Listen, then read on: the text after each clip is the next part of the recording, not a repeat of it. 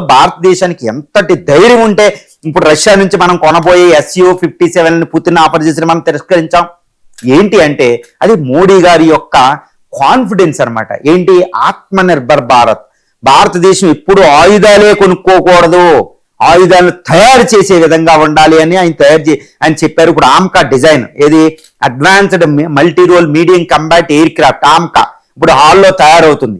దీన్ని తొందరగా ముగించాలి. అంతేకాని రష్యా నుంచి మనం కొనుక్కు తెచ్చేసుకుంటే SU-57లో ఇమీడియట్ గా అవసరాలు తీరిపోతాయి, కానీ మనం తయారు చేయడమే. ఇదే స్వతంత్రం వచ్చాక మనం అవలంబించిన విధానం. ఏది MiG-21 నుంచి MiG-27, MiG-29 వరకే, తర్వాత సుఖోయ్ 30 MKI, సుఖోయ్ 27 MKI, ఈ రఫేల్, ఈ తర్వాత మిరేజ్, ఇవన్నీ ఫరాయిల నుంచి మనం కొనుక్కున్నాం. కానీ ఇప్పుడు భారతదేశం స్వదేశీ పరిజ్ఞానానికి వెళ్తుంది. మరి 5th జనరేషన్ ఫైటర్ లేదు కదా, రష్యా నుంచి ఇది తిరస్కరిస్తే పరిస్థితి ఏంటి అనుకుంటే గుర్తుపెట్టుకోవాలి.